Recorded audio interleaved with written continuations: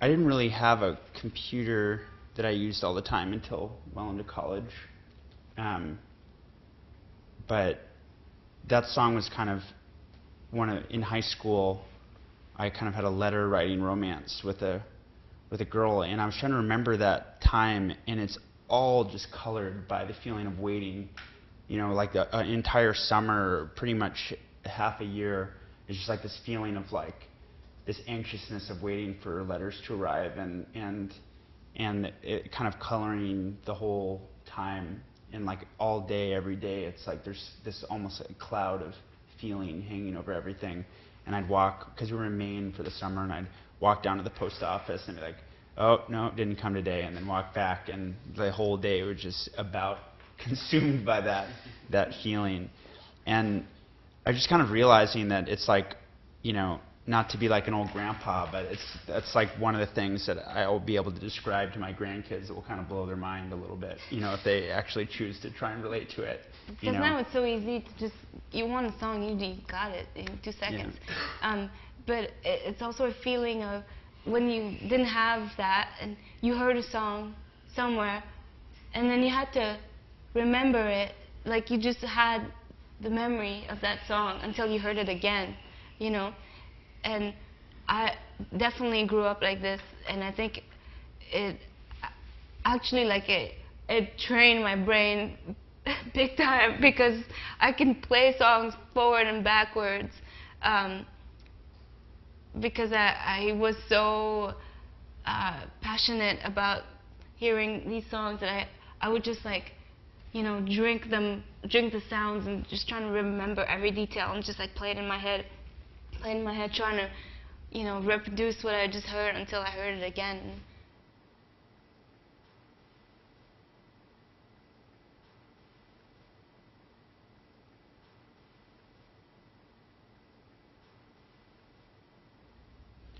I think kind of from the early days of this band, I think that we've always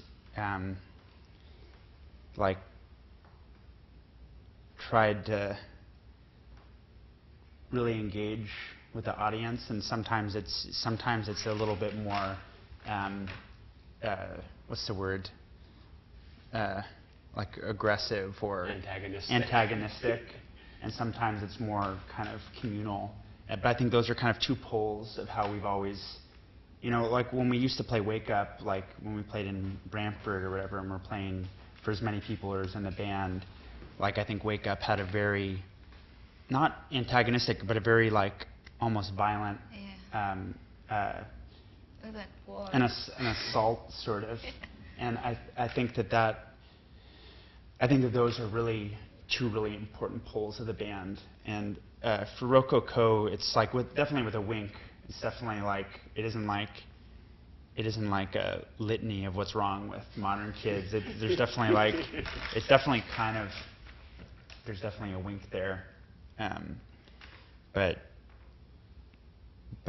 yeah, I mean, it was kind of inspired a bit by the feeling, like the actual Rococo, which is like the period. I really think of the French Rococo, but the kind of high, courtly period, and it's like you know, it's kind of become a derogatory term for in art criticism and stuff, like, oh, that's Rococo. It's too complicated. It's, you know, it's gaudy.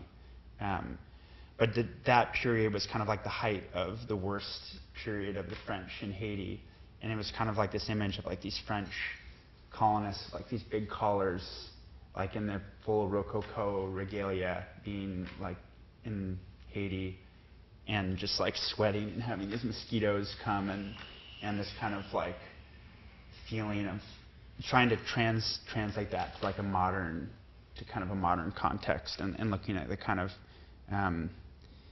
you know, the kind of this kind of technological peak of gadgetry and kind of, you know, every kind of frivolousness,